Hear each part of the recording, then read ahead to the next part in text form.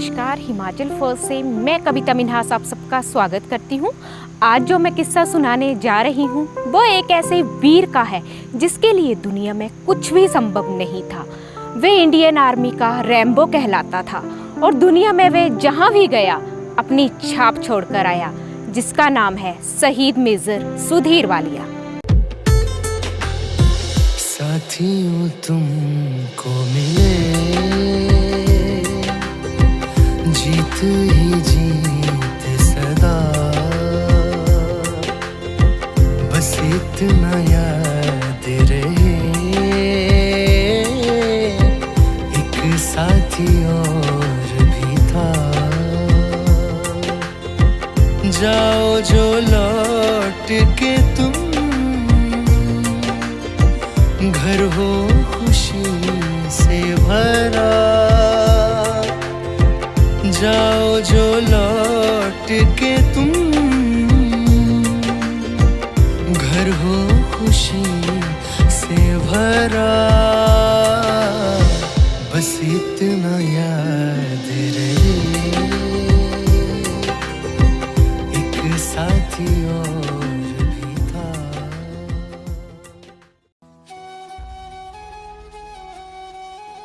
ये वीर किस मिट्टी के बने होते हैं? जान दूसरे की खतरे में होती है और प्राण अपने दांव पर लगा देते हैं। आज हम ऐसे ही एक वीर की कहानी लेकर आए हैं जिसे हर उस व्यक्ति को जानना जरूरी है जिसे भारतीय होने और भारतीय सेना पर गर्व है। हम यहाँ आपको युद्ध भूमि में अदम्य साहस का परिचय देने वाले उस शख्स की कहानी बताएंगे जिसने खुद की जान को इस देश के लिए कुर्बान कर दिया। उस वीर का नाम है मेजर सुधीर कुमार वालिया। मेजर सुधीर कुमार वालिया का जन्म 24 मई 1971 को पालमपुर के बनूरी गांव में हुआ था। वीर का जन्म जो है 24 मई 1968 में MH जोधपुर में हुआ। एक दिन इसका जब स्कूल में दाखिल किया तो वहाँ पर बच्चे जो थे वो नीचे ही बैठते थे तमाम, तो उसको भी शौक़ था कि मैं भी स्कूल में पढ़ना है। तो माता ने एक वो छोटा बोरी दे दिया और उसने बोरी ले जानी और बस्ती के अंदर डाल देनी पीछे, बस वहाँ पढ़ने के बाद वो ले आनी। फिर कुछ दिन के बाद उसने माँ को बोला कि मैं बाकी लोगों टाट में बैठते हैं और मैं बोरी में बैठता हूँ। फिर मम्मी ने टाट ले दिया एक, जिसमें एक लाइन जो थे बच्चों की वहाँ बैठ जाती थी। इसी तरह वो पढ़ने में होशियार था, काफ़ी होशियार था। बचपन में उनको बनूरी स्कूल में डाला गया था और वहाँ पे भी वो पढ़ने में बहुत अच्छे थे और सभी टीचरें उनसे बड़ा प्यार करती थी। और जब वो अच्छे थे पढ़ने में तो टीचर ने ही पापा से बात की थी इसको कहीं और हम बच्चे को आगे डालते हैं। तो उसके बाद वो उनका सैनिक स्कूल का एग्ज़ाम दिलवाया, उसमें भी वो टॉप कर गए और एक साथ में ही वजीफ़े का भी दिलवाया। तो वो टीचरों ने बोला कि इसका वजीफ़ा भी चलाते हैं, तो उसमें भी वो फर्स्ट आ गए थे, तो उनको वजीफ़ा भी लग गया। फिर उनकी 5th के बाद वहाँ 6 में सैनिक स्कूल में उनको 6 में उनको सैनिक स्कूल का एग्ज़ाम दिलवाया, उसमें भी वो टॉप कर गए। फिर वहाँ उनको सैनिक स्कूल में डाला गया, वहाँ पे भी वो 10th तक सैनिक स्कूल में पढ़े। फिर +1-2 में वो खड़कवासला चले गए, वहाँ पे उनकी वो सिलेक्शन हो गई। तो सैनिक स्कूल के 3 बच्चों की सिलेक्शन हुई थी, उनमें एक ये थे, 2 बच्चे यहीं हिमाचल के और थे, तो 3 बच्चों की हुई थी। मेजर सुधीर वालिया 11 जून 1988 को 3 जाट रेजिमेंट में शामिल हुए। देहरादून में उनका ट्रेनिंग हुई वहाँ पे। उसके बाद उनका कमीशन हो गया 11 जून को देहरादून में, और उनको जब 11 जून को उनको स्टार लग गए, वो 18 साल के थे जब। और उसके बाद उनकी फर्स्ट पोस्टिंग हुई श्रीलंका में, तो वहाँ पे भी उन्होंने बड़े अच्छे कहते हैं कि अपने मतलब अच्छा काम किया। वहीं से उनकी 9 पैरा स्पेशल फोर्स में, वहीं से उनकी वहाँ पे 9 स्पेशल फोर्स में चले गए वो। मेजर सुधीर कुमार वालिया दिसंबर 1997 से जून 1999 तक तत्कालीन सेनाध्यक्ष जनरल वीपी मलिक के अंगरक्षक भी रहे। और उसके बाद वो उनकी एडीसी के लिए हो गए, नियुक्ति हो गई उनकी।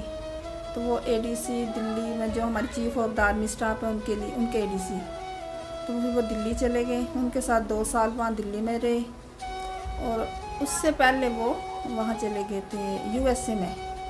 इंडियन आर्मी का जो ऑफिसर है वो ट्रेनिंग के लिए यूएसए के लिए गए, यूएसए भेजे थे। 80 कंट्रियों में उन्होंने टॉप किया था वहाँ पे भी। और उसके बाद वो जहाँ पेंटागन है वहाँ पे उन्होंने सबको संबोधित किया है। तो वो कहते हैं वहाँ पे फर्स्ट इंडियन ऑफिसर हैं जो वहाँ पे स्पीच दे रहे हैं पेंटागन में। उसके बाद वो फिर अपने वहीं आ गए अपनी यूनिट में। उसके बाद वो चीफ के साथ दिल्ली में रहे। उसके बाद 2 साल उन्होंने उनके साथ कार्य किया और देश विदेश भी गए उनके साथ।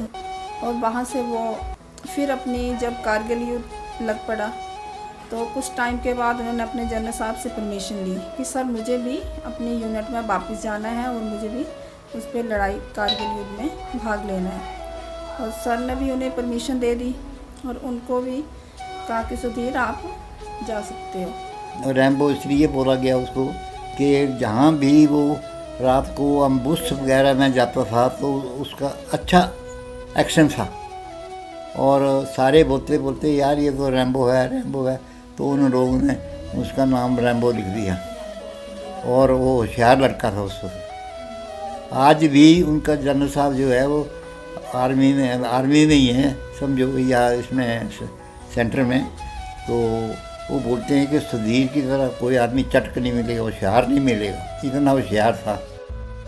अगर हम बात करेंगे मेजर सुधीर कुमार वालिया की शहादत की, तो साल 1999 को जब भारत और पाकिस्तान के साथ टकराव बढ़ता जा रहा था, तो 29 अगस्त 1999 की सुबह को वीर जवान मेजर सुधीर कुमार वालिया 5 जवानों के एक दस्ते को लेकर जम्मू कश्मीर के कुपवाड़ा जिले के हफरूदा जंगल की घनी झाड़ियों की ओर बढ़े। जल्द ही उन्हें आतंकवादियों की आवाजें सुनाई देने लगी, लेकिन वे उन्हें नजर नहीं आ रहे थे। मेजर सुधीर कुमार अपने एक साथी के साथ रेंगते हुए ऊंचे स्थान की ओर बढ़े।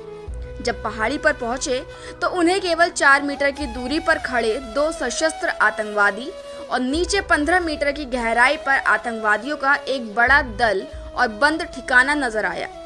मेजर सुधीर कुमार ने तुरंत एक नजदीकी आतंकवादी पर गोली चलाकर उसको मार गिराया और दूसरे आतंकवादी पर हमला कर दिया, लेकिन वह कूदकर अपने ठिकाने में जा घुसा। मेजर सुधीर कुमार ने बिना किसी हिचकिचाहट के अपने साथी सैनिक द्वारा की जा रही गोलीबारी की आड़ लेकर आतंकवादियों के ठिकाने पर धावा बोल दिया। उस ठिकाने के अंदर मौजूद लगभग 20 आतंकवादी मेजर सुधीर कुमार अकेले ही उनके साथ गुत्थम गुत्था हो गए और मात्र 2 मीटर की दूरी से उन पर गोलीबारी कर 4 आतंकवादियों को मार गिराया। गंभीर रूप से घायल होने के कारण चल पाने में असमर्थ होने के बावजूद मेजर सुधीर कुमार ने अपनी सभी कमांडरों और आसपास तैनात टुकड़ियों से रेडियो सेट पर संपर्क करते हुए उन्हें निर्देश दिए कि वे डटे रहें और बाकी बचे आतंकियों को भागने का मौका ना दिया जाए।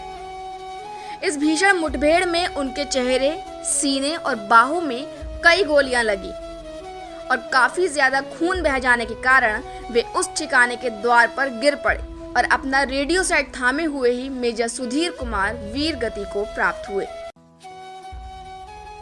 ये खुर्दा नाम एक जंगल है, खुर्दा के साथ ही, एक कारगिल के साथ ही, और बहुत घना है और उसमें बड़े बड़े दरख्त हैं।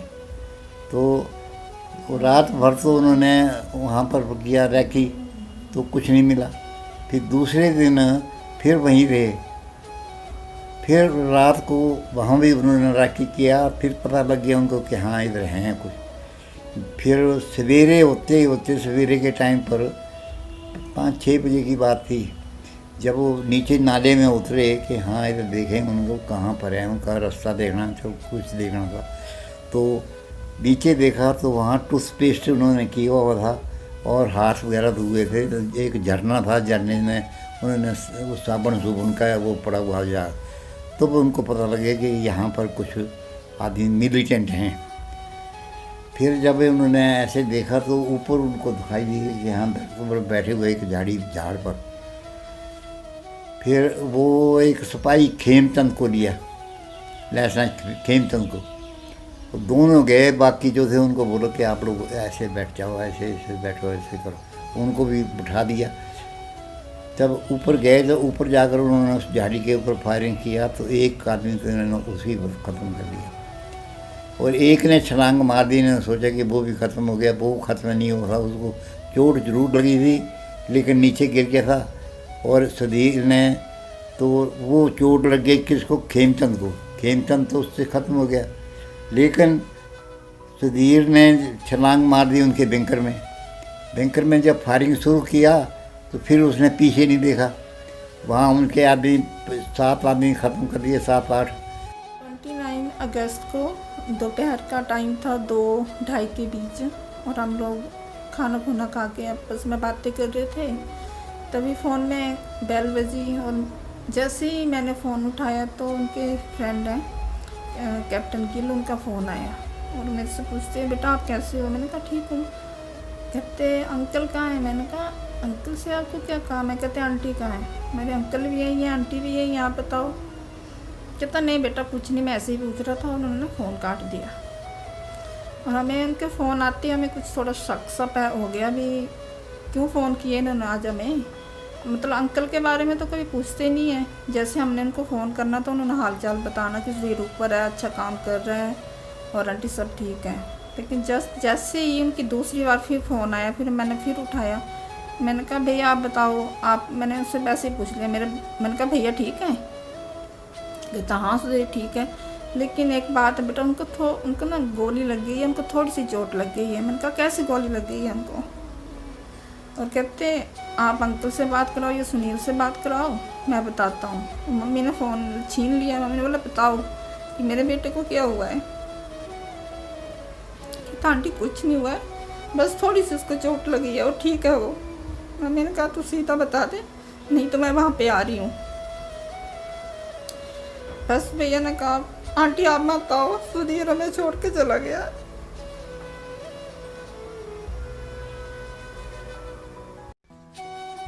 मेजर सुधीर कुमार ने अति उत्कृष्ट वीरता, साहस, अतुलनीय शौर्य का प्रदर्शन करते हुए भारतीय सेना की उच्चतम परंपराओं के अनुरूप राष्ट्र के लिए सर्वोच्च बलिदान दिया।